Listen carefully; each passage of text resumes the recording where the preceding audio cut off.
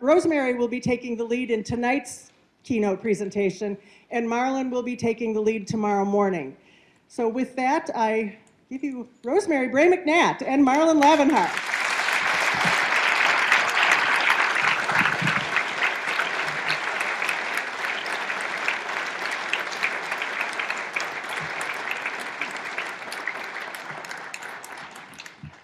Thank you so much. Can you all hear me? No. That's what I was afraid of. Okay, how about now? No. Okay. Okay, who can turn me up? Yay! This is great.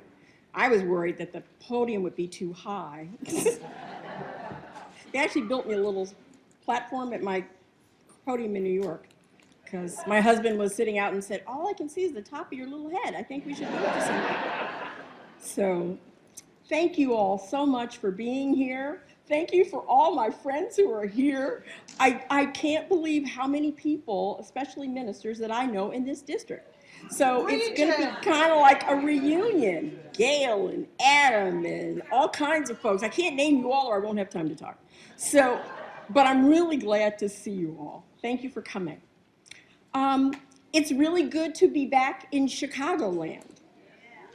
Unlike many people who say they were born in Chicago, but actually mean Chicagoland, I was actually born in Chicago at Cook County Hospital, and I grew up on the south side of Chicago in a neighborhood called Kenwood, Oakland. I spent last night with my mom, who is now 90 years old, and I'll stop back at the house and see my sister and brother who still live here. So among other reasons to be grateful, I am grateful for this invitation because I am glad for any chance to see my family, especially when I have a mother who's 90 years old. But I also have to say that being here gives me a kind of survivor guilt. As I remember driving the streets, how much I wanted to get out of Chicago and out of the strangling life of poverty that I led and the chance to do something different that I had glimpsed in my education from junior high school on. Mostly I wanted to escape the immense shame that came from being poor. So coming home reminds me of how much my mother endured so that my brothers and my sister could survive, could have a decent life. How much of a child of the 1960s I really am. How lucky I was that I had a talent for words and for writing since I was a child, and how much my mother believed in that talent and struggled to protect it and me from people who did not believe in my talent or in me.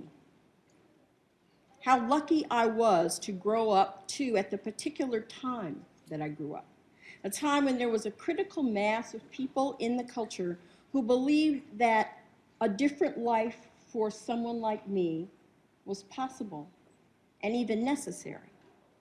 People in society who believed that poverty was a fixable problem and not an affliction.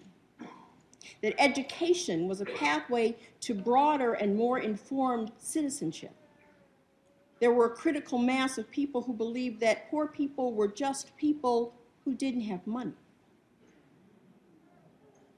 I believed those things because I read them, and because I needed to believe them, and because I knew them to be true in my bones. But I also knew other things. Living through the assassination of 2 Kennedys and a king as a teenager, I found myself awash in words of consolation and words of prayer and words of implicit violence and words filled with the threat of what would happen if things went too far with these children of sharecroppers and laundresses and butchers and truck drivers that I come from. I read the words of Baldwin and Malcolm X and found my articulate rage. I read Lorraine Hansberry and Margaret Walker and found words of hope. I read, too, the writings behind this country's founder and struggled over its inherent contradictions and its seminal flaws, and reading between the lines, I tried to find a safe harbor in this place, this America, where the blood of my ancestors soaks the ground.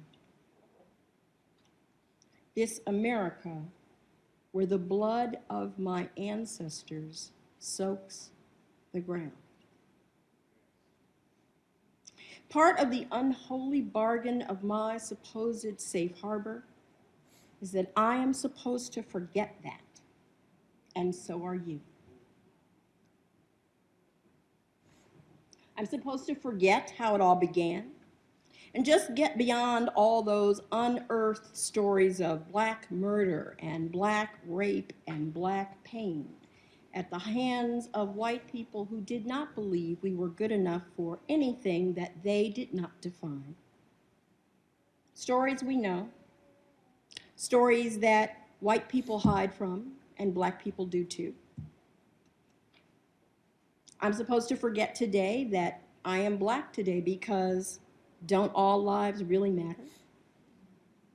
Because it's back to that for me now. As awful as they are, these words are part of a true measure of my standing in this culture at this moment, this culture that was supposed to have changed by now, and a way in which I had organized my life. So much of this change was just words, the part where white people and Black people would live together in peace, and that Black people would have a measure of peace in this culture. And if this country owes me nothing else, it owes me the right to live in peace, and I don't even get to do that. My husband doesn't get to do that. My 2 sons don't get to do that.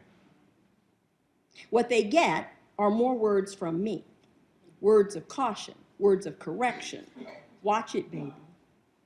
Be careful, baby. Don't stand there, baby, in case they're trying to do something or they think you're trying to do something that you should not do. Baby, I love it that you're working to make it on your own in North Carolina, I told my 21-year-old. And I love your car, your first car, your 1985 bright red Datsun 280ZX.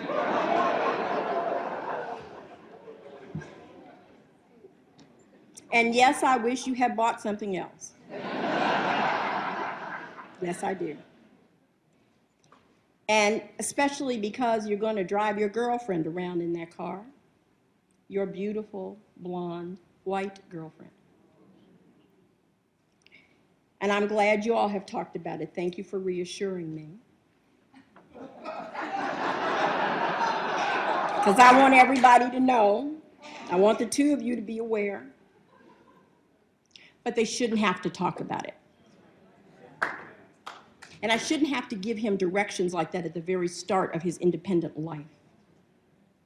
I shouldn't have to call or end a call with, now remember, if they stop you, whatever you do, keep your hands where you can be seen. I had this conversation with him 1 hour ago. Move slowly if they stop you. Be painfully polite if they stop you. And I shouldn't have to think about that every night. And I shouldn't have to think about the uselessness of that advice, because no matter what Black men say or Black women do, they can get killed anyway, as he reminded me in this conversation an hour ago. Keeping your hands up may not matter. Saying don't shoot may not matter. Saying I can't breathe did not matter. They're only words. Words that are a friend to me, but words that fail me in this situation. Words that fail me and my children. And every night and morning as I pray for my children's safety in a society in which they do not matter, except to me. I have come a long way from the South Side of Chicago, and I have changed my social location, and I have changed my faith from Roman Catholicism to Unitarian Universalism. To be honest, I married into Unitarian Universalism. a birthright African-American Unitarian Universalist. Somebody said, wow, that's what I said when I finally got the whole picture. I was like, wow, I know all of y'all. That's what I almost said. I became a writer and I remain one. I became a parish minister and now I lead a seminary for our faith tradition. And the questions before us as a faith are the questions that we have resisted and that I have surfaced for as long as I have been in UU, since 1985. The work that we must do is straightforward enough. We must become multiracial and multicultural, multigenerational and multi-theological. We must do this or we will die. Just that plain. That's all.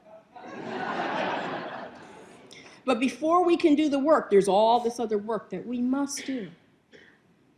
I've written about this before in some places. We have to change the very culture of the faith communities that we love before we can even do the work that we have to do. I wrote about this in my response to the Bray Street lecture several years ago. A lecture by Paul Razor, which was the actual Bray Street lecture, outlined this amazing demographic shift that you probably all are aware of that's happening in this country. It's coming whether we like it or not. It's coming whether we're comfortable or not. It's coming. In some parts of the country, like California where I live, it's already here. We Unitarian Universalists, whether we want to admit it or not, have a very specific and very particular culture. Culture is not for other people. Culture is also for us, and we have one. And though I think it's really corny to quote yourself, I really have to in this case. What I said in this article that actually ran in the World was that we should consider who many of us are and who we are pretty proud about being no matter what our race or ethnicity. Many of us are the people who brag about not owning televisions because there is nothing worth watching unless it is PBS. Many of us are the people who refuse to listen to popular music because it is misogynistic and violent. And more than a few of us regard rap music as nothing more than noise and confusion. Many of us change the channel and listen to NPR and love Garrison Keillor and the Prairie Home Companion and laugh when Keillor makes fun of us because he is actually making fun of us. Many of us are unapologetic nature lovers, and the only thing we might love more than hiking in the woods is building our congregations in the woods.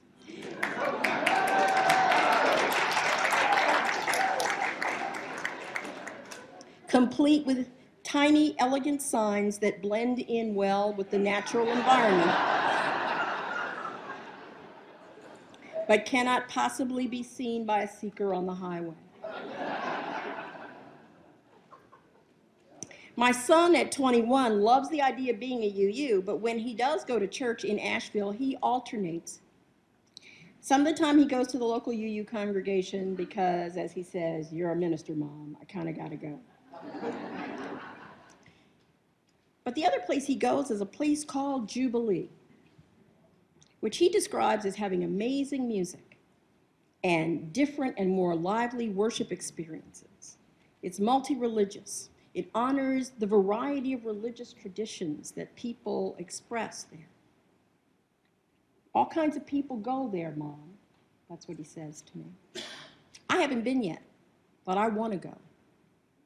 More importantly, I want to help create communities like that he's describing in our congregations.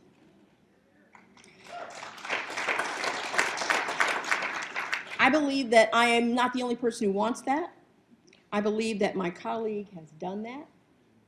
I'm going to give him an opportunity to talk about that and save for tomorrow the ways in which the seminary I now lead, Star King, is working to embody a kind of preparation for that kind of ministry, for the kind of challenges that our ministers will embrace, and talk about some of their leadership in West Coast actions around Black Lives Mattering. And so I want you to consider a question about whether or not our congregations are ready for ministers who are prepared to do this work. The answer is not as easy as you might imagine, and my experience tells me that most of the time right now the answer is no. I'm going to let you listen to someone for whom the answer has been yes, Marlin Lavanhar.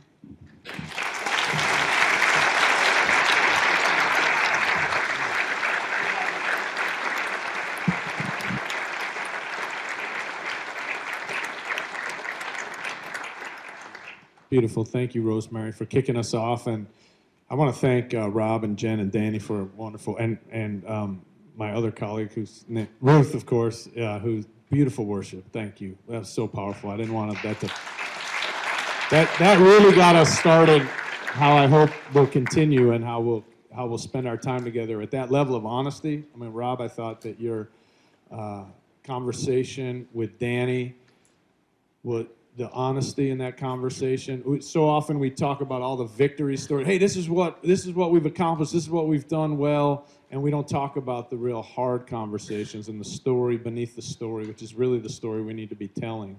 And I just really appreciated that kind of honesty, and I hope that I can maintain, Rosemary and I can maintain that same level of integrity and honesty, so that we're not just telling the big rah-rah victory story. And we're also telling about all the heartbreak that's behind it and all the other things. So I want to try to keep it as real as possible. My two goals in my part of the presentation that we're doing is going to be, number one, to show, to the degree that I can, that our faith truly can meet this moment in the history of this country. And our faith truly can reach people well beyond the, what you might have called a small, very small slice of the NPR listening audience. And that we have a faith that speaks to the real issues of our times and the real lives of real Americans in all strata of the country. And so I want to be able to show some stories and show, I have some videos and other things to show how our church is starting to meet some of those needs. I know that it was a very gracious story to refer to our congregation as a vibrant, multicultural, multiracial congregation. I would call it a growing, we're aspiring towards, we're becoming, we're hoping, we have a vision of that, we're making some inroads in that direction. And but it's very much of an aspiration still, and it's tenuous still in so many ways. So my goal would be to, number one, would be to show some examples that hopefully get folks to be hungry and excited and know the possibility that we have. And the other one would be is to talk about what we've learned in doing this and making the cultural shift that we've made about our transition, basically the critique of our tradition, the critique of our tradition that was exposed when we really started to get real about doing what we said we've always wanted to do. But once we started to do it, we realized we weren't sure what we were praying for and asking for and hoping for. And so I want to talk about that. And I wanted to also start a little bit autobiographically, because Rosemary did such a beautiful job of that. I want to say that I grew up in Chicagoland, but I usually say Chicago, just like you, so you pegged me perfectly. I grew up in Highland Park, Illinois, which some of you may know. It's a little different from the south side of Chicago. And I grew up thinking I was poor because in Highland Park, it felt like my family was poor. And so, and this is an important piece of my own identity and my own understanding, because I think it's related to Unitarian Universalism. I also grew up Unitarian Universalist at the North Shore Unitarian Church in Deerfield. Anybody from North Shore here? All right, a few. Wonderful. A fantastic church that gave me so much of who I am today. So I grew up thinking I was poor, and it wasn't until I went off to college and got out of Highland Park that I realized how much privilege I had and how far we were from being poor. But when you're growing up, along the lake in North Shore of Chicago, and your family doesn't have a lot of money, you're not living in a big mansion on the lake and all these things, and the kids who I'm going to school with and my friends had these enormous houses and all those things. I literally thought we were poor. And so as I learned how much privilege I had and how much, let me say, power I had to make a difference in the world if I wanted to take my life seriously and I wanted to leverage my opportunities, then when I realized that, it changed everything for me. I mean, I was a typical suburban kid who was doing a lot of smoking pot and drinking on weekends and going to keg parties and doing all that kind of stuff and not taking my life that seriously. Not, going to college because that's what I was supposed to do. That's what I was told from a young age. I don't even know if I was ever told. It just was assumed that that's what I was doing. So I went off to school. I went to Tulane University, and I was there because I was supposed to be there, but I wasn't there. I had no heart. I had nothing. My heart and soul wasn't in the game of education. I didn't know what I wanted to do. I sort of was a rebel without a cause. Because I also knew I was angry and I was uncomfortable and I didn't like the way the world was, but I didn't know why.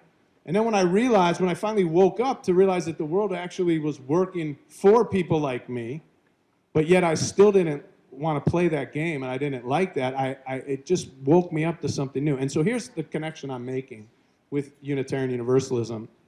I feel like so often we don't take ourselves seriously, that we do act like kind of rebels without a cause, and we don't recognize the incredible amount of privilege and power that we have to make a difference, and so that we don't take our churches seriously enough, and we don't support them well enough, and we're not leveraging what we have to create the world that we want to live in.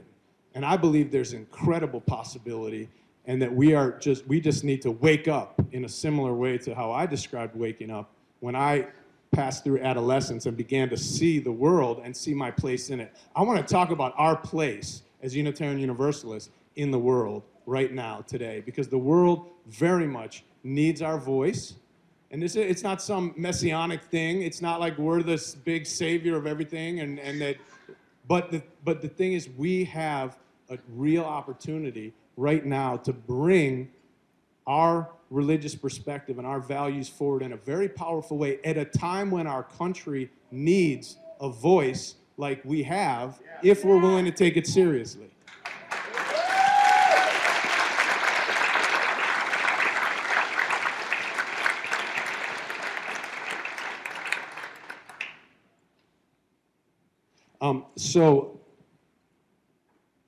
So I'm trying to think exact, because we keep deciding as we go about which direction to go, because there's a lot of things that we want to talk about, and that's the conversation that we're in.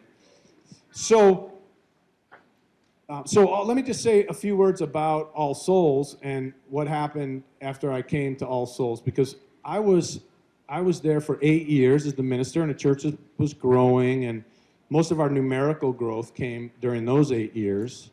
We actually, as we became more multicultural and multiracial, we dropped off of the growth curve a little bit, but started to grow very much more deeply in our spirituality and our faith and our sense of who we are. So the growth took we grew deeper as opposed to larger during the last 6 years of my ministry there, 7 years now.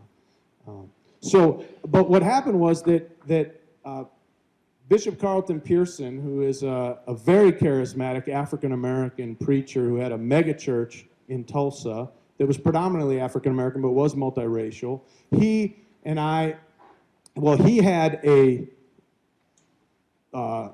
revelation of universalism theologically.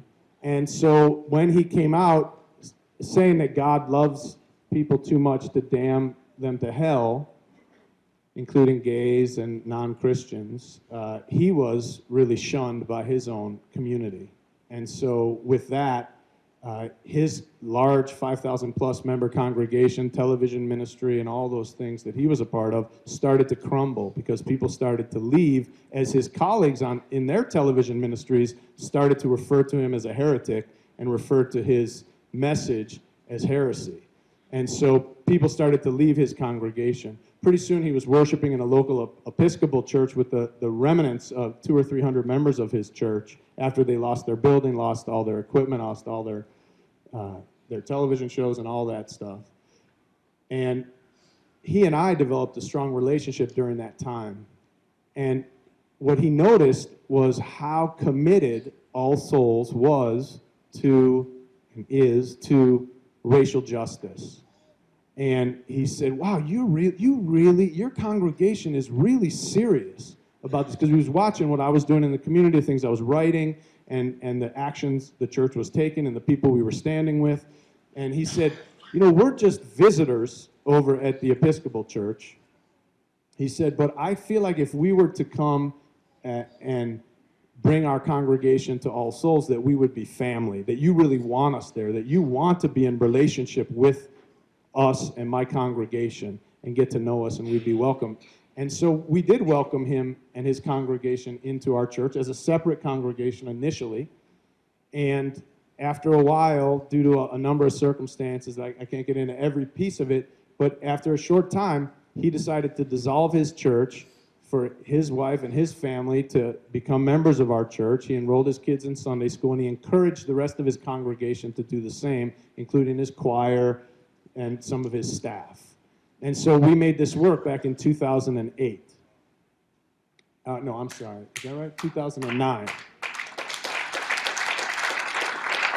And it was really exciting. Everybody was excited. This was a dream come true. We've been talking about becoming a multiracial church. We've dreamed about it. We do all those great readings in the back of our hymnal about it. You know, we felt like we already embodied it in our hearts, but we just hadn't been able to make it happen. And then when it happened, with great excitement, that first Sunday, and everybody together, and the church was just packed, and all these diverse faces and great music, and we thought, this is incredible. But pretty quickly, that excitement started to fall away as the reality of what it meant to grow in this direction and to welcome folks that are that different from us started to hit. And that's where a lot of the pain and the heartbreak and the sense of, you know, can we do this, and started to rise. So I want to talk a little bit about that, and I'm thinking maybe I should start by saying that there was a study done, I don't know where it is, Laurel Hallman told me about this, a study that was done about faith development. And they looked at a whole bunch of youth, teenagers, on their faith development from different denominations. Someone might know this reference, and I'd love to know it because I'd like to get a copy of it.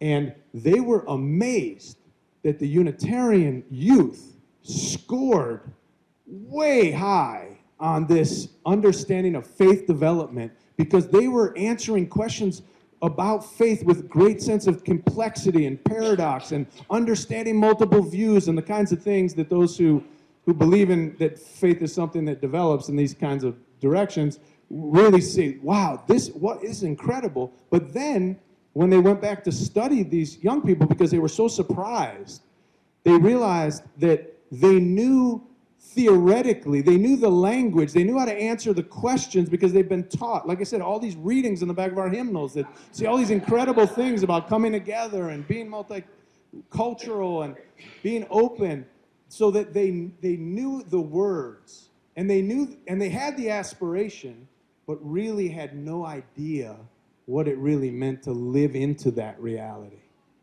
And so what we bump up against in our congregations in a moment where it becomes real is that people have as their identity of themselves, I'm not prejudiced, I'm very inclusive, I'm very progressive, And then when they end up in an actual situation where we're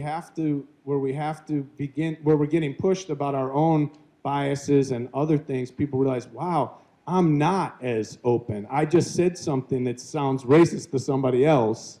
I'm not comfortable in this environment. All of a sudden it threatens people's identity. It's not who they thought they were. And so all of a sudden that makes people really mad when they realize they're not who they believe they are, and then we have a choice to either protect our ego and leave and say there's something wrong with these people, there's something wrong with the way that we're doing this in our church, there's something wrong with the minister, whatever that is, to sort of protect their own ego and then go off away from the church and continue to live their life imagining in their mind how inclusive and progressive and open they are.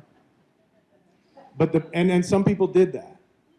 But then those who stuck around realized, after doing a lot of hard work and shedding some real tears and having those hard conversations, realized who they were and who they were becoming and what it means to be to be a member of a truly multicultural or intercultural community. And it's been the most powerful spiritual growth that we've seen among our members, and I've felt in myself. It's just been amazing what's happened. But that's the hurdle that we have to get over, which is big. And what I've realized is that I've had this training from my own seminary days and from my time on the UUA staff and other things where we were taught the analysis of race. We were told to, and it's important, and I'm so glad I got that training.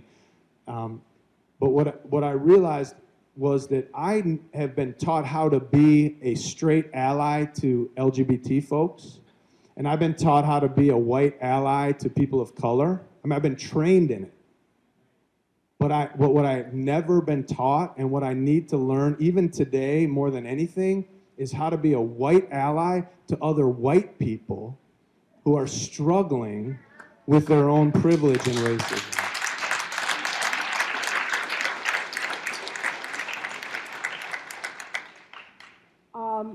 Marlin's reflection there triggered something that I wanted to say about what it's like to be a minister of color when you are dealing with white people who are struggling. And those of us who get off in corners in the dark at night and talk about this when nobody else is around, ministers and other religious professionals of color, talk about the strain of what we sometimes feel is spiritual domestic work. And I'm actually writing about this. I'm actually spiritual domestic work. I'm actually trying to write about this because it's one of the reasons that racism is so evil and pernicious. Because if you're a minister, you become one so that you can help to care for people's souls and walk with them in a faithful way. It's why we do it. If you're black, you grow up with a huge barrier about taking care of white people. Because white people should take care of themselves. And because your mother spent her life taking care of white people, and your relatives and everybody you knew spent their whole life taking care of white people. So then you become a minister in a predominantly white denomination, and you look up and you're looking out at people that you love. Because you can't do ministry without loving people. You may not like them all the time, and you know I'm telling the truth, but you love them. And at the same time you're loving them, know that you're going to be doing work that part of you resents. Because they should have been doing it themselves, but they couldn't because they lived in a culture that didn't even teach them how. And didn't even tell them that there was anything to learn. And so you're stuck in this weird little place.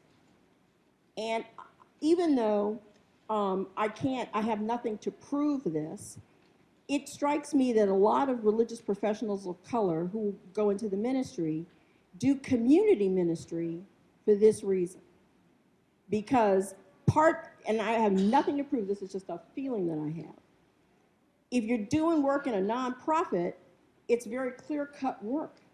If you're doing parish ministry, you're caring for souls. And if you're caring for souls, the risk of spiritual domestic work is always present. So. Beautiful. Thank you. Wow. Wow.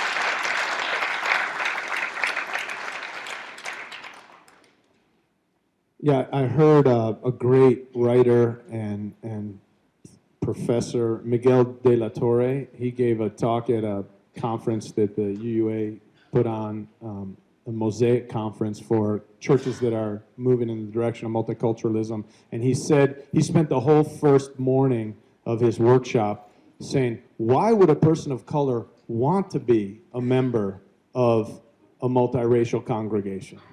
And when he got done, I was so dispirited because everything he said sounded so right. Why the heck would anybody want to do that, put themselves in that position, which brings up a lot of things, as you mentioned, one for a minister.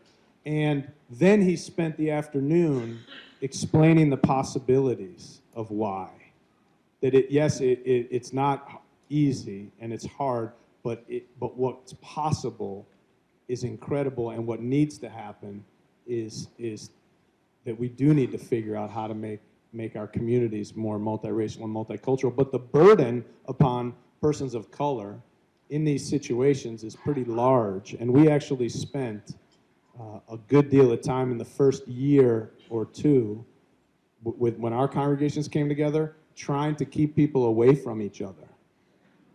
And I mean, I say that, I'm embarrassed to say it, but we had not done enough work on white privilege as a congregation before this happened, so that the things that some of the white folks in the congregation were saying about what was happening were so hard to hear, even for me. But if some of the African Americans who were just new to the church were coming in thinking, hey, this church is welcoming us, how wonderful, heard some people wrestling with some of the things and thoughts that they were wrestling with, which, old thoughts and repetitive kinds of things that they just, maybe subconscious thoughts, that they needed to talk through, hear themselves say, hear people give them some feedback on, and then realize what they were actually saying. But had it been required an African American or other person of color to have had that conversation or stay in that conversation have been incredibly painful.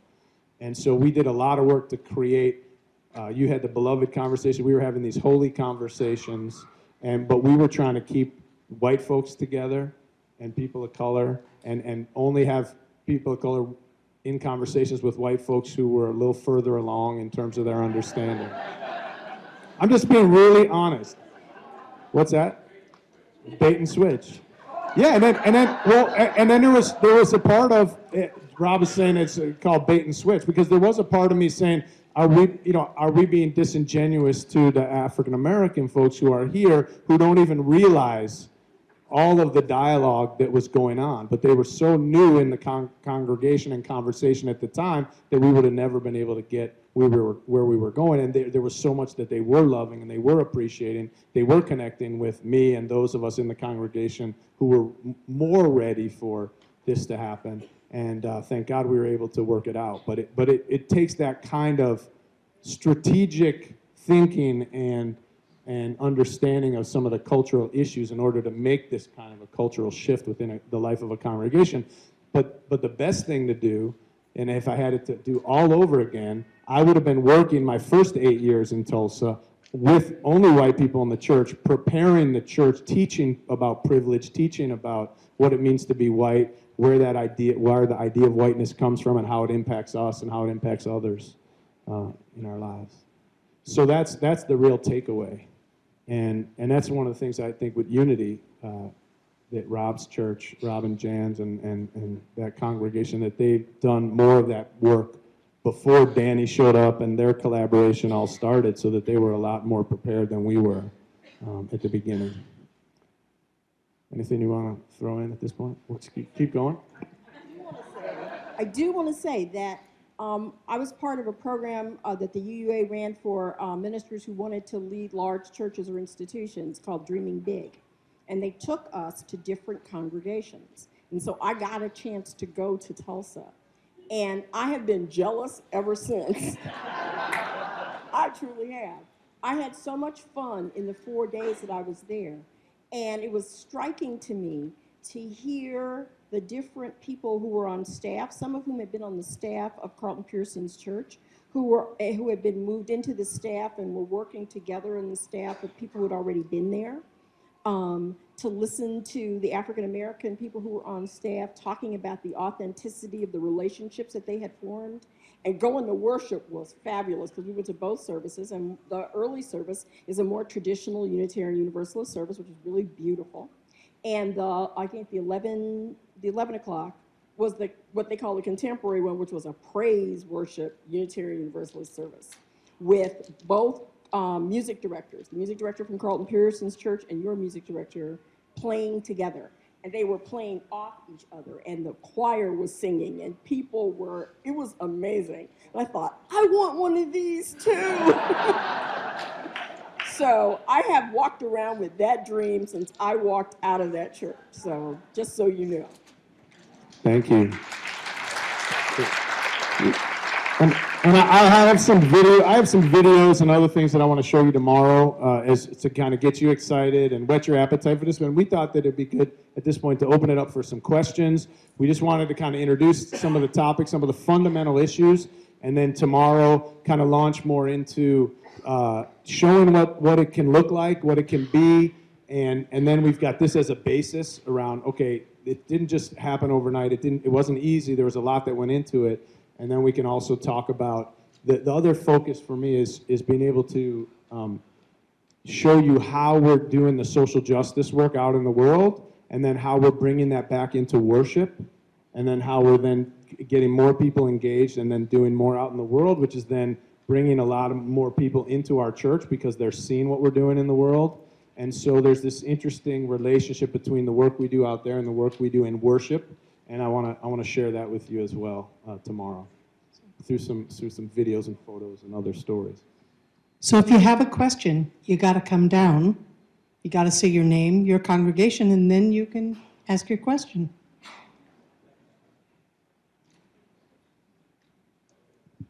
Danny Givens, Above Every Name Ministries. My question to you is, with Bishop Carlton Pearson, by the time he reached your shores, my brother was pretty wounded. And so I understand all of the, the excitement and the joy behind it, but how did you hold his heart? As a pastor, as a fellow colleague, as a white man, as a man of privilege? I just want you to speak to that. Yeah, thank you. That's a great question, Danny. Okay. The question was about how, when Bishop Pearson came to All Souls, he was pretty wounded at that point, pretty broken, his congregation. So many people had turned their back on him. Thousands of people had turned their back on him. And there's pictures of him online with at least 2 U.S. presidents, 2 or 3 U.S. presidents. I mean, he was a big name in that world. As a matter of fact, I was just at a conference at a theological school where a Black Baptist pastor of Princeton, PhD from Princeton, Ray Owens, was talking about the impact of Carlton Pearson on religion in America. He hosted a conference every year called the Azusa Conference in Tulsa that brought together 60,000 predominantly African American folks to Tulsa, 60,000 to his conference in a week. It was huge for our whole city. And these were from all over the world. And what happened was there were a whole bunch of which I didn't know until recently, a whole bunch of African-American Baptist ministers who would come to that conference, and they went back into the Black Baptist churches and brought praise music and more charismatic aspects, which the Baptist church did not like, especially the Black Baptist church, but any Baptist church typically. And it infused, so there's this new Baptist-costal sort of movement that is, and truly, and this is what I learned as well, the only growing Black Baptist churches in America are those churches that have begun to use more charismatic, praise-based worship. And that is a direct influence of Carlton Pearson. This is a man who has changed the life of religion in America and across America through his ministry already. And then now you're imagining, so this is just to set up Danny's question, now he comes into my congregation without a building, without much of a salary, with 200 or 300 people who've been supporting him through all this, feeling very much like he needs to keep supporting them spiritually as well, since they've been on this journey with him and stuck it out with him, but he's ready to kind of give up. It was a hard time. And so Danny was asking how I supported him. And well, the way that you know, it's been an incredible relationship and collaboration, because he told me things that I never would have imagined. One time, I'll tell you one funny story. Well, I think it's funny, but to him it was very serious. He said, somebody may come from my congregation, may come into your office sometime and want you to cast the devil out of them. And he said, and here's what you need to do. And he taught me a prayer and how to be with my body and how to be with this person and my voice if I'm ever asked to cast the devil out of somebody. And I've been waiting ever since for somebody to come in.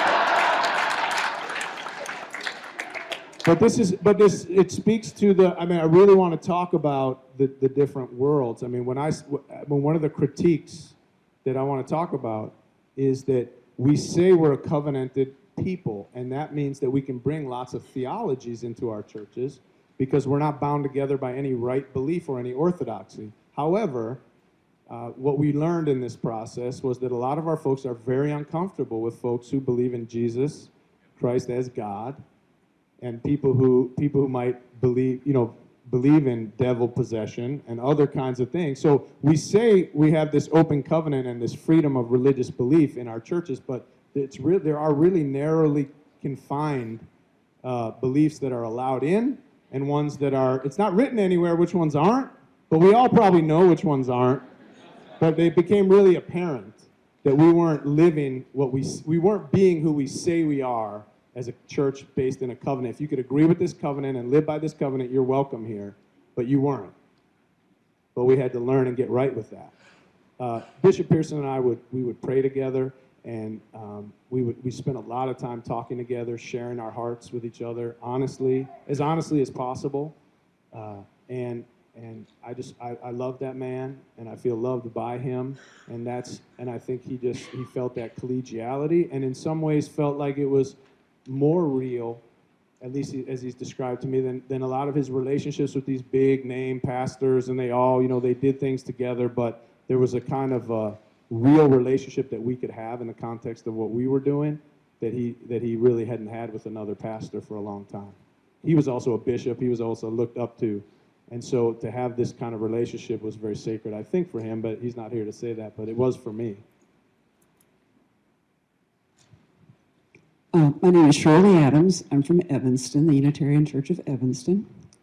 And my question is, for both of you, why do you think it's a little easier for us to talk about our homophobia and be really upfront about it than it is for us to talk about our racism?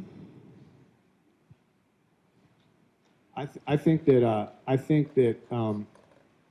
part of it is that homophobia is very socially accepted in our culture, has been. It's changing, obviously, and thank God.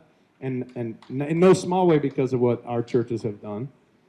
And racism, there is such a deep, deep sense of guilt in white people around racism that when it gets touched, I mean, the worst thing you could tell a white person is that they're racist. I think the worst thing of white people, it freaks the hell out of us. I mean, especially if a person of color tells us we're racist. And so this conversation is so tense and so difficult because in reality, we all do racist things. We've all grown up in a racist culture. And so there's ways in which we are perpetuating racism unbeknownst to us, regardless of our intention. And so it's incredibly painful when we have real conversations and realize who we really are, what we're really doing, the impact of our lives and decisions and choices. And so it's incredible. This is incredibly painful, and that's why segregation works for everybody, really. In the sense of if we can stay segregated, we don't have to. I don't have to feel I can feel as a white person in a Unitarian congregation that's mostly white. I can feel progressive and open, I'm one of the good people and all that other stuff, and then never have to have those real conversations when we have to face the racism and other prejudices and privileges that we don't want to really have to deal with. So that's why the conversation's so hard, because it forces that identity issue that is so painful. I also think that there is a certain amount, well, not a certain amount. I also think that the privilege piece is so intense because there is no segment of American society that has not benefited from the treatment of African Americans from the time they first arrived on these shores. Our entire economic system is based on slavery, whether it's in the South or in the North. The entire way we do prisons is actually rooted in slavery. Everything that is, I had this thought once when I was talking to someone about alcohol and drug rehabilitation. When you talk to people of color who've been through alcohol and drug rehabilitation until very recently, they were involved in these sort of therapeutic communities where people had them scrubbing behind toilets and staying for 2 years and doing this incredible, punitive kind of breaking down of their personality to build it up in a more healthy way. When white people go to drug and alcohol treatment facilities, it's gorgeous. And they have counselors, and people are talking to them about what a good person they are, and all these things that are affirming. There is something about the way in which African Americans are treated in the culture at every level of the culture, in every aspect of the culture, that assumes punishment, that assumes less than human status. And even though white Americans, I believe, mostly don't think about it, they mostly do when they're not talking to people about it. In their private heart of hearts, white people think about this quite a bit, I believe. And I don't know if you ever heard of a guy named Andrew Hacker. He's a sociologist, works at Queens College. He wrote a great book about this, and I can't remember the title, but I'll never forget the opening of the book, because he talks about what he teaches in his class. He poses a question on the first day of his sociology class at Queens College. He says, imagine that you're home and your doorbell rings.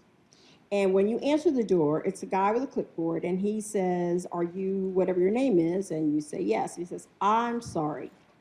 When you were born, you should have been born an African American. We made this terrible mistake. I know you've been living your life as a white person, but we really should have made you an African American person. And so tomorrow morning when you wake up, you're going to be black. But because we want to make sure that we're being fair to you, we want to compensate you for the inconvenience. So you tell me how much money you would like, and we'll write you a check. And he asks the people, how much would you make the check out for? And some people say like $1 gazillion. Some people say you can't write a check big enough. So people know. White people know. But we live in a culture that allows us to forget. And what people like Andrew Hacker in asking that question do is surface what white people really know about what black life is really like and how much money it would take to shield you from it. But as Oprah knows, when you try to go in and buy a purse and people think you're coming to steal the purse, there isn't enough money.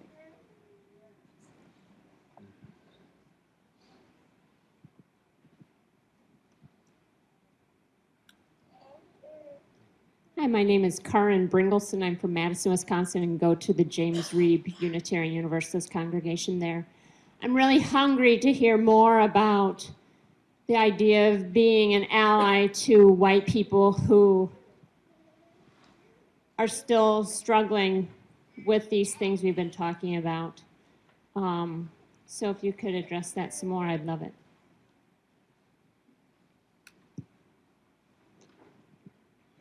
I want to answer first because as an African American, I can still be an ally to white people who are having this feeling. It's not something that is the sole province of white people. It's sometimes easier for white people to do it. But especially in a congregational setting, I have a head start because I've been looking after them and preaching to them and visiting them in the hospital or talking to them about their children, and they know I love them. And love makes a huge difference in this conversation. It's a lot easier to have this conversation with somebody who you know thinks the world of you than it is to have this conversation with somebody who you're meeting at a seminar or at a conference. So you can have conversations that are uncomfortable with people. They're not easy, but they're easier than you might imagine. And the adjustment is mostly on my part about reminding myself that I'm in pastoral mode, not political mode. It's a different place to be. It's hard to be there, you know, but it's a different place to be. So for me, the answer is always, I'm a pastor in this situation. But that's what I was referring to about the spiritual domestic work. But when you're with people you love, it's not about that. I wish I could say more about it. I started feeling some tears coming up when I started thinking about my answer for this, because I don't think I'm very good at it. I think it's really hard for me, and it's one of my sort of spiritual and psychological growth areas for growth. It is very painful for me when I'm in a conversation with another white person who doesn't really get the kind of basic things that we're talking about, like white folks who would be really disagreeing in their mind with everything you're saying, or a lot of what you're saying would come, you know, and say, well, Rosemary's, I mean, I know people who would listen to what Rosemary said, even her introduction, and say, oh, you know, this is a victim mentality. Why is she bringing up slavery? Oh, she's gonna start with the blood of her ancestors and, you know, in the soil, and, you know what I mean? And they're just, and really, I mean, all these ways to deny the real conversation, and it's just very painful once you're more awake to that and love someone like Rosemary and understand where she's coming from and how important it is for her to say that and for us to hear that and deal with it. But then people who won't, and they'll run away from it, and but they don't see that they're running away from it, and it's painful. And I'm not that good at it. I'm certainly not the one that should be doing a class in it. And I'll say one thing, two things that came up in this area recently. The Black Lives Matter. Tulsa just had unarmed black male, age 40, who was just shot unnecessarily and killed by a white sheriff's deputy just in the last 10 days. And so we're dealing with, it's come home. Ferguson has come home to Tulsa, so to speak, and Black Lives Matters has come home in a real way to Tulsa just in the past. So we're still getting used to what this all means for us. But what I realize is that the Black Lives Matter, someone said, a colleague of mine said the other day in a conversation, it feels like the social contract of America has been broken. And I said, there hasn't been a social contract with African Americans.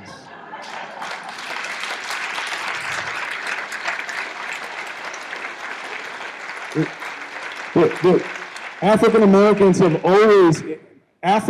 and African Americans have always been in danger of the violence of white people from the beginning of of their time here, and it just continues. So what we need to do is write that contract and get serious about that contract, and that's why, yes, all lives matter. Of course, all lives matter. But in this moment, it's really important that we take a narrower perspective at this moment to get very clear about the reality that Black lives matter.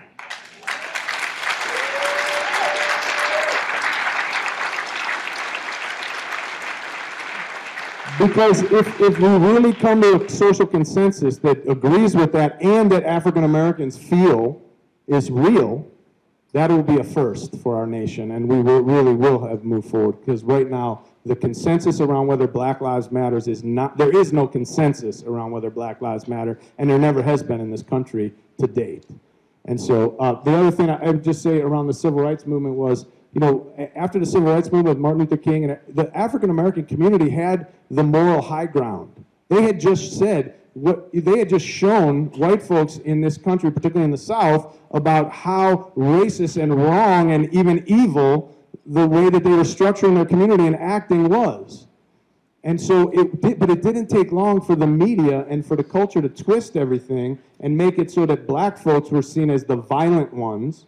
Black folks were being lynched by white people and beaten and killed, and and being derogatory things said about them day in and day out. And then all of a sudden, we have the civil rights movement, and African Americans. All of a sudden, it becomes really clear. They're the ones who are, they're right. We're wrong. We're being bad. They're good. They're teaching us how to be good. The tables were turned in terms of the moral authority in this nation, but it didn't take long for the media and everything else to flip that and make black people be the dangerous ones, the violent ones, the sexually immoral ones, and all the rest of that. It was the white folks who were raping black women from the time of slavery on. And so all of a sudden, we flipped everything, and then we all believe this story. I mean, to this day, there's probably people listening to this right now going, oh my God, that's right. But it's like, we do not have the conversation because it's so painful when we look, once you pull the veil off, and you look at how white people have been in this nation, it's pretty ugly history. And we have to deal with it. It doesn't mean that white people are, bad. White people are wonderful. I'm white. I love white people. But if we get real about what we've done, as it's what white folks have done and what whiteness has done in our nation, it's incredibly painful. And most people would rather not have the conversation. I'm still answering your question over there.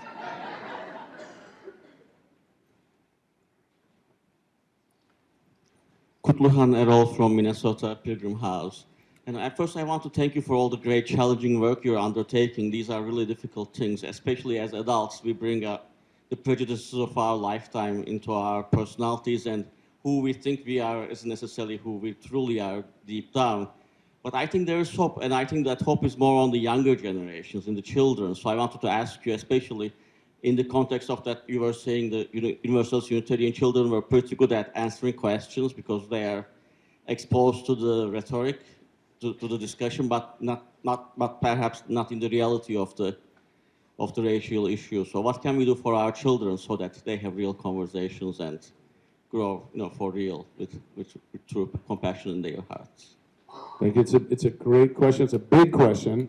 I don't know if I feel qualified to answer exactly what we need to do for our children, but I will tell you that, I still have a little pessimism too. I also believe that the children are the future and all of that, but I also, being from Oklahoma, where a fraternity just, we just got exposed singing racist songs and teaching racist language. And I think these are young college, white college students who still think like this and have a systemic way of teaching racism to each other. And I'm thinking, really, in 2015, that this is really going on? So I realized that it's going to take a lot of work, and it's not just going to happen. Time is not going to do it on its own. We need to be serious about taking this seriously, and there's a huge role for white people in making this happen. It's going to take white folks getting real with each other about what it is that we need to do and learn and how we need to be so that we can create really intercultural communities. First, I just want to interrupt and say that when I was a teenager, I remember talking about race with friends of mine, and I said, it would be really great if white people would just go off somewhere, have this conversation about what it meant to be white, and then come back and tell us what they decided, and then we could all do something. And I didn't think I'd live long enough ever to see that happen. But I'm encouraged that it happens at all, and that it is happening more frequently. And it happens more frequently, I believe, with younger people. I have mixed reviews about that, though. And I have mixed reviews about it because there's the kind of casual craziness that teenagers like to engage in because they have no frontal lobe yet. So I have 2 teenagers, so I know whereof I speak. And so, my 18-year-old son is really kind of casual about all of this. He's like, Mom, you're too worried about all this civil rights stuff. You shouldn't be worrying about this. At the same time, when Trayvon Martin happened, there was a whole different attitude for him. Because I think it was the first time that as a child of relative privilege, he faced the reality that was different from growing up in New York City, which is a very different place to grow up in. All your friends are all different colors, and they come from all different backgrounds, especially if you go to public school. So every time he was out with his friends, it looked like the United Nations. And I think it was really hard for him to realize that the rest of the world was not like the little swatch of the Upper West Side that he had grown up in. So it was a wake-up call for him. I think that our faith tradition offers amazing opportunities for kids to have those conversations. But what we haven't yet done, or what we are beginning to do rather, is providing them the common experiences to go with the thinking that they've done. Because they have to be engaged in some common endeavor in order to test that reality. For a lot of folks, college is where you first test that reality. My roommate in college freshman year, one of them was from Casper, Wyoming, and had never met a black person before. Imagine what fun that was. I was stumped. I couldn't even imagine that there was somebody who had never met a black person before. That just didn't even make sense to me. So, but you have to be engaged in something where the risk is relatively low and that you're surrounded, I think, with people who are ready to mentor you through the experience. It happens to people in college all the time where they come up against it, but there's nobody to help them. There really is nobody to help them. You're lucky if you have a TA or an RA who actually cares about it and doesn't just move you to another room, which happens more often than you think. I think that places like the Mountain that does some of the work that they do, I think that some of our UU camps and conference centers are beginning to create opportunities, and the UU College for Social Justice is beginning to create opportunities for people of different backgrounds to come together and do some of this work. But I think we're going to need to be much more intentional about it in the same way that we're intentional about these conversations. And I wanted to add, I feel like it's important to do a disclaimer right now for a second, and I don't know why I'm feeling that, but I do want to say that we're having a very advanced conversation tonight, and I think Rosemary and I are just assuming that folks who are here and are in our movement and are coming tonight are interested and came to hear us as theme speakers are at a stage where we can have this conversation with this level of honesty and without having to kind of shape everything. I mean, so I just want to say, yes, there have always been great white folks. Like when I talk about white folks, it doesn't mean I'm not trying to say all white folks are bad and everybody were slave owners and it sometimes breaks down into that where people will discount everything we've said because just in order to have the conversation, we have to do some generalization.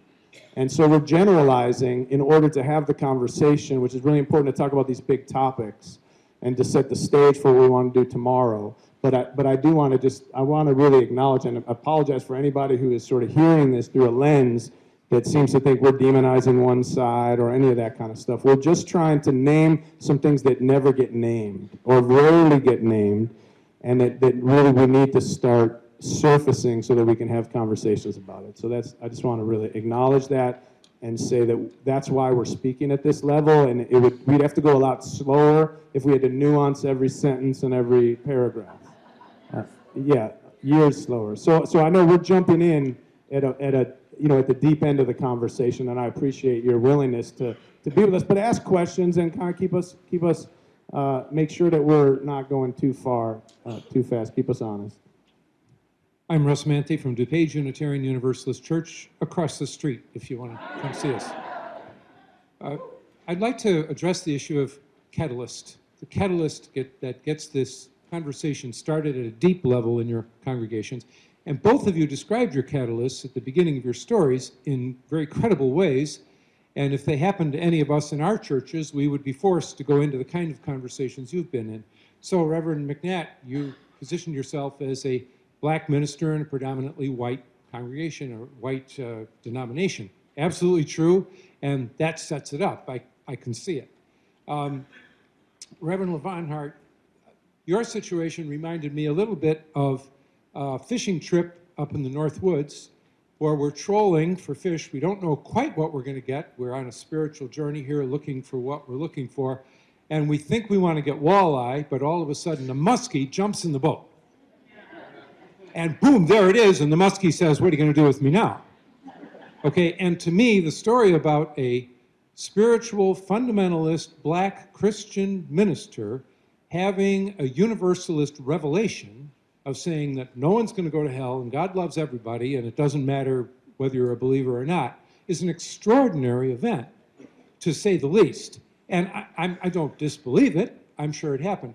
But the reason I bring it up is because now we have two examples of things that really happened and you had to deal with it. And I think the discussion is valuable of how you dealt with those. But the question for everybody else that doesn't have those catalytic events happen, how do we even get started with this? How do we even get started? Yeah, great. Great question. Thank you. I'll start. Bishop Pearson, it didn't just jump in the boat, but like you said, we had to be in a boat. We had to be in a boat, and we had to be fishing, and we had to be doing, we had to be out there trying to catch fish for the fish to come in. Even though it might not have happened exactly how we expected it to, and all the training we did might not have been the thing that got us the fish. But the thing is that this congregation, and you'll see more tomorrow, has been doing the work on the ground around around racial justice and social justice in the community for decades. And that's why Bishop Pearson saw us as people he could partner with and that he could safely bring his congregation into our doors.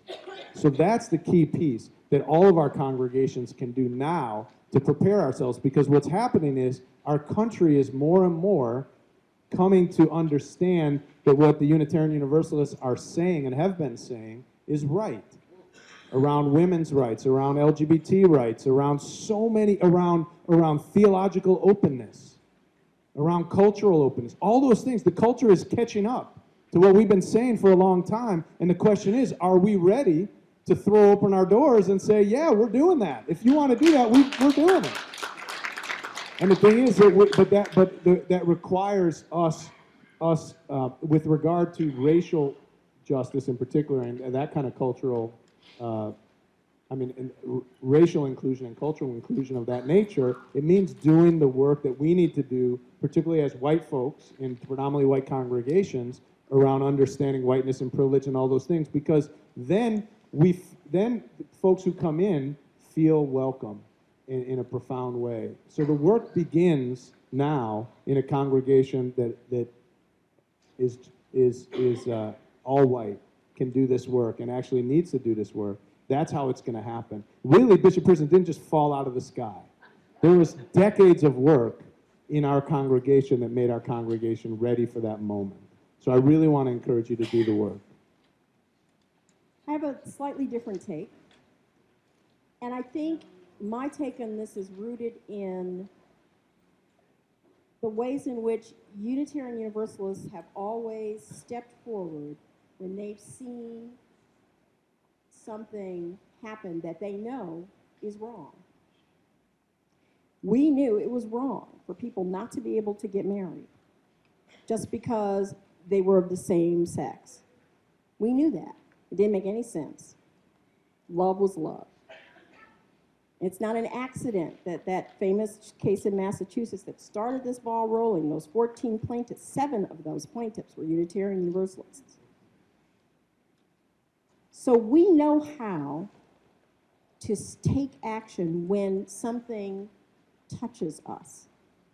And what I want to challenge all of you to consider is that the lives of African Americans in this country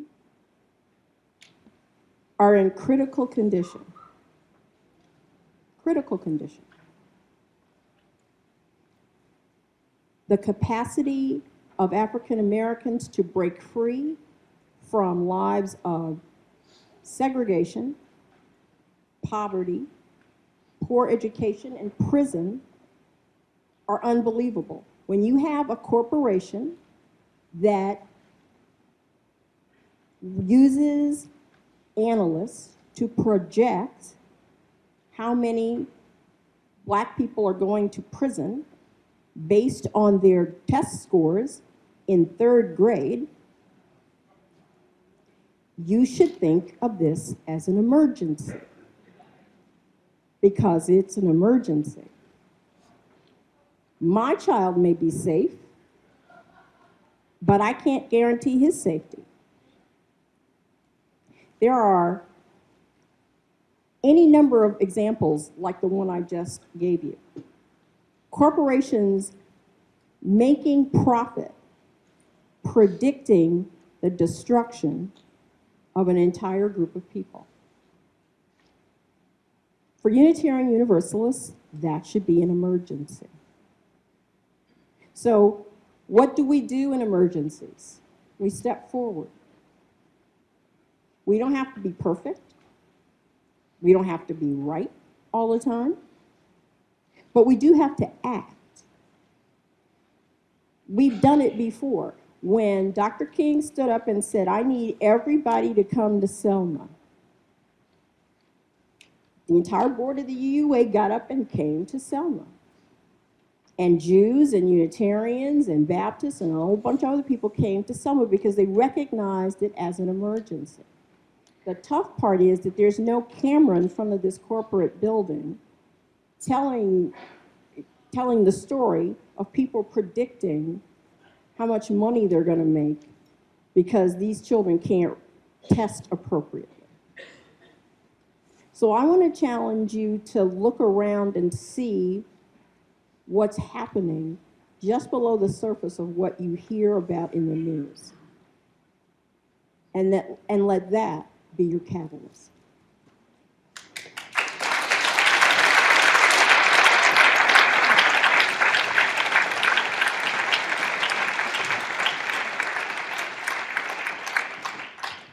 I'm Michael Scott from the James Reeb UU congregation in Madison, and I'm at a point in my life where I feel like I have a decent beginner's sense of white privilege in the abstract, which I didn't always have. And it tells me that I must be constantly missing lots.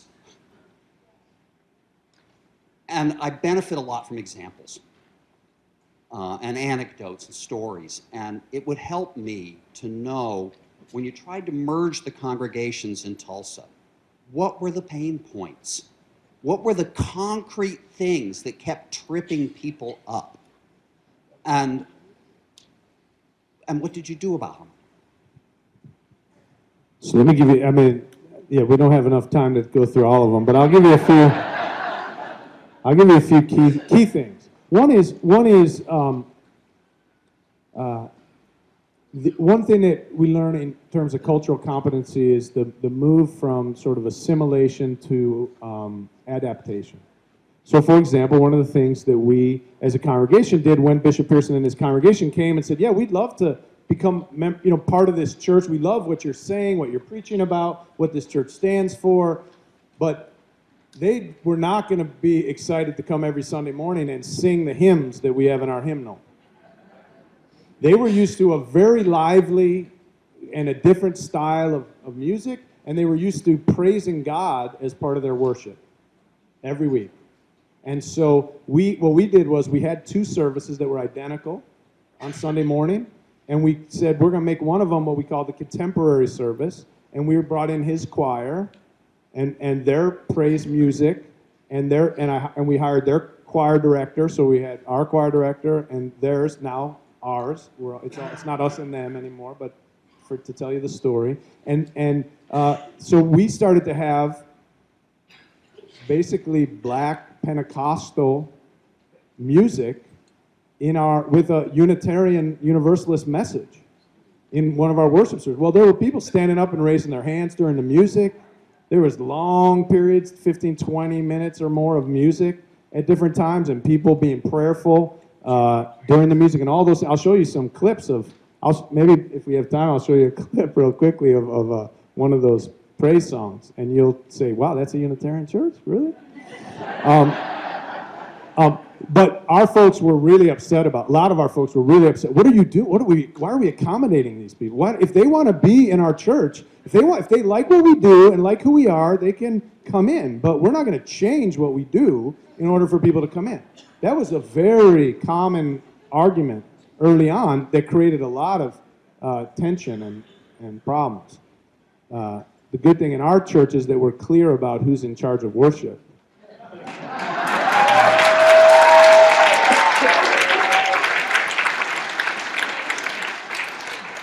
And it's not the Board of Trustees, it's the minister who's called by the congregation. And so I said, this is how we're going to do the worship. And a lot of people were mad at me for a while until they eventually recognized how powerful and significant this has been for them, their lives, their children, our church, that we've actually made this work to the level we have. But initially, they were really upset about that. Another thing, one person wanted to do we have a monthly news journal, and we have more extensive articles in that. And one person wanted to do an extensive article, one person saying pro having these folks here, and it seemed like a very reasonable idea to this person. And to other people who were like, yeah, I got people who would be willing to write this thing. I said, why don't we just burn a cross on the front lawn of the church? You don't invite a bunch of folks into your congregation and then publish an article about saying all the reasons why it's a bad idea to have them here. But I'm serious. But I'm talking about, this is somebody who is very intelligent, very thoughtful, a caring, loving man, who was on the editorial board of this news journal, who thought this was a great idea but had no idea what that would actually mean. People who would say things about the praise music, it's so repetitive. It's like you just keep saying the same words over and over and over again. It's like childish, and and really having to eventually help those folks understand this is music that comes from a tradition that has brought this. Many of folks who are coming to our congregation, they've helped their families to get through slavery and segregation and all kinds of awful stuff. This is music people would come into church and sing and praise and have these highs that come through the music. Was the only way they could go out and live the rest of the week in the environment that they had and still have today in many cases. And this is really important, and this has history and tradition, and this matters to folks. But they were just seeing it as something to laugh at or make fun of or scoff at or demean. And what I'm saying, these are wonderful people that I'm talking about. So that's the kind of stuff that white privilege and culture and not being able to see the nuances of culture can create. So those are just 3 examples, very painful, and painful as you can imagine if, depending on who's in the conversation hearing these things.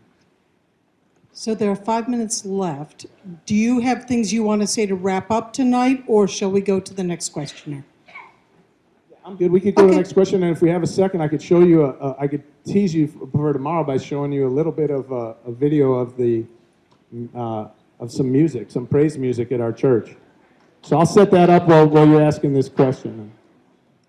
So my question, I'm Reverend Sunshine Jeremiah Wolf. I serve the First Unitarian Church of Alton, Illinois, a congregation closest to Ferguson.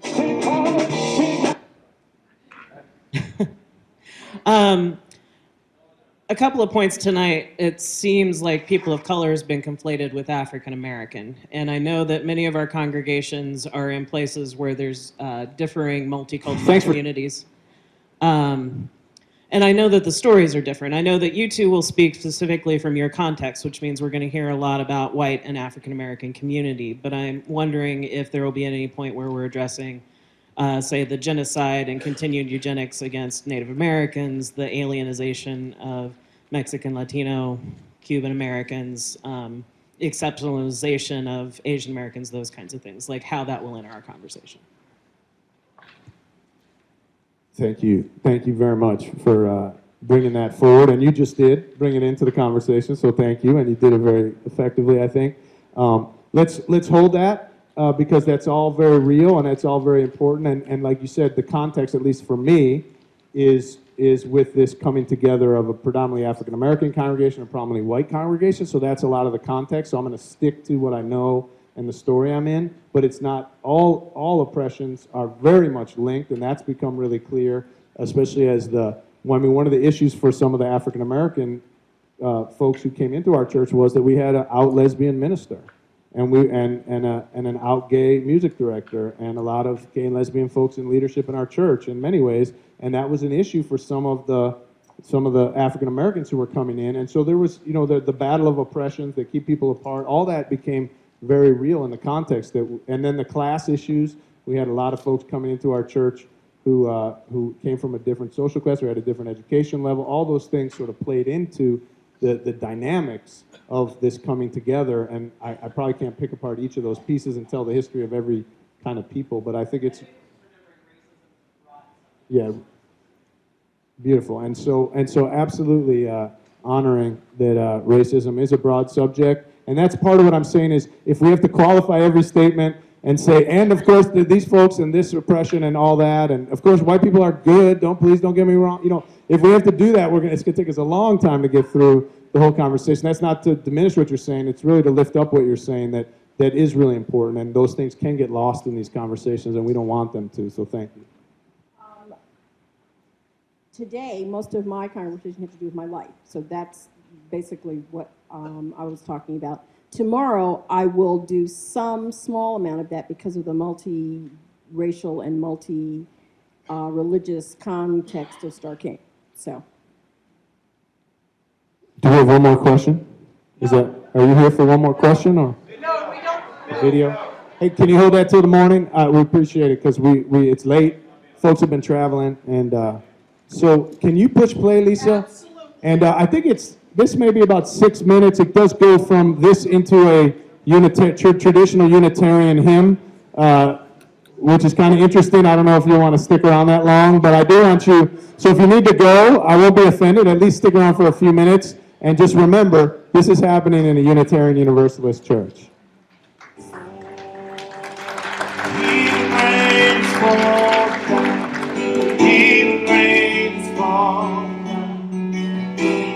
I'm not afraid.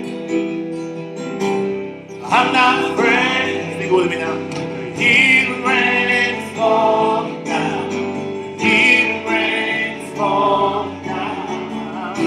I'm not afraid. Yeah. I'm not afraid.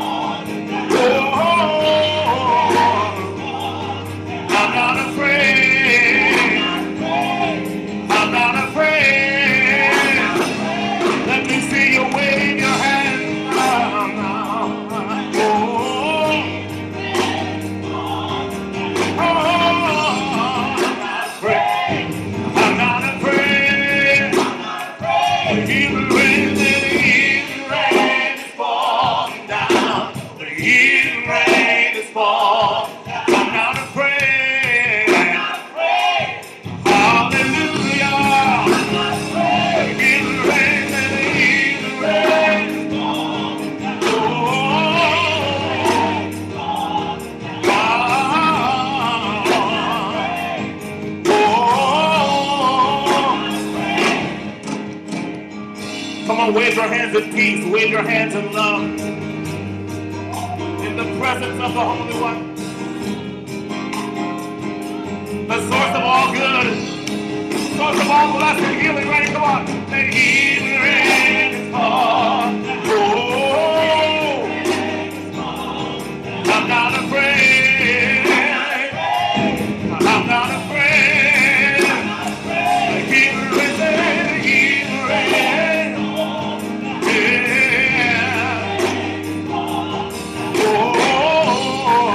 I wasn't planning to show necessarily the whole video. Turn around and touch somebody if you can and tell them, I wish you health and healing. A lot of personal Healing in contact in mind, the body, service. and soul. People greeting each other and hugging each other and saying a prayer for each other and things like that in the middle of songs and during worship. Hallelujah. Hallelujah. The healing rain, say the healing rain and fall. Healing rain. Oh, I'm not afraid. I'm not afraid. The healing rain, say the healing rain. Oh, yeah. I'm not afraid. Hallelujah. The healing rain, say the healing rain and fall down. So it's going to transition into a Unitarian hymn that we're familiar with in just a second. The healing rain, say the healing rain. I think he's doing it to calm down the energy so I can preach because people are so high at this point. They've been singing and singing and repeating and singing and hugging each other and shaking each other's hands. And so there's a real emotional high in the congregation among everybody, the deep sense of the Spirit being present among us, the joy of being together, feeling like our lives are blessed and the joy of being with one another. And so it can be hard to step into the pulpit. I've got peace like a river. I've got peace like So you recognize that song? Peace like a river.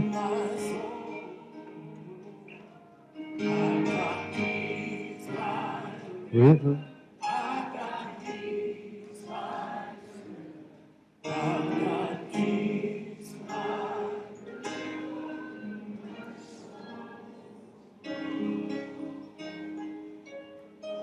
So Unitarian churches can do this too.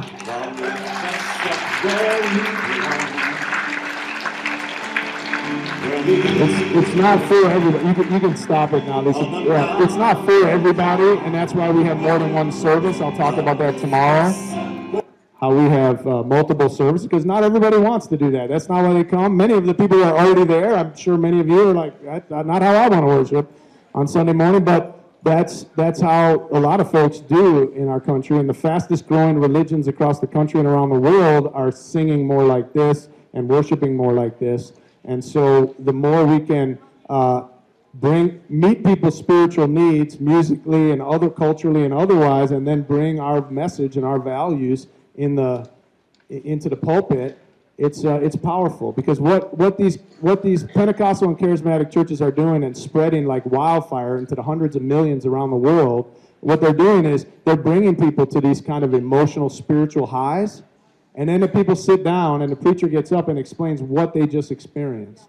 And what the way they explain it, in the box they put it in, is a box that says men are superior to women, and gay people, that's wrong and sinful, and that Jesus is the one and only way to God. And so people are going, you know what? I can't deny the experience I just had. It was powerful. It was meaningful. I felt the love of God. I felt the love of my fellow human beings. I want to come back next Sunday and feel that again. And the preacher's saying that this is all about wrapped in this doctrine. And so I guess, it comes as a package. Well, if we can start creating worship that's this dynamic and this effective, and then bringing our values and our message, because that's what's happened to a lot of people who've come to our church and said, wow, I love worshiping like this, and I didn't think I left the theology behind, but I didn't know that I could still sing like this and worship like this and also have a theology that meets me where my mind and my heart is. That's what we can offer that no one else is offering.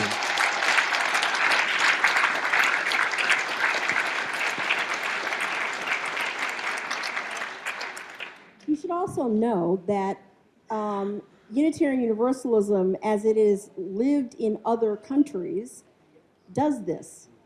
When I taught, and the theological, ICUU did a theological conference in Nairobi, Kenya. And we had Unitarian Universalists who are in Uganda, Kenya, Burundi, South Africa, and Nigeria. And they worship like this.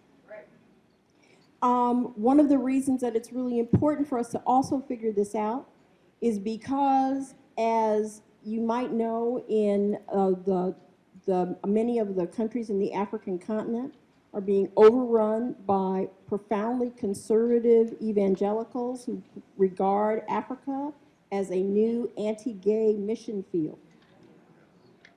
And people like Mark Kiamba, who is the minister in Kampala, Uganda, and some other people are really struggling there. And actually, Marlin, you've been there. So Marlin has firsthand experience with that.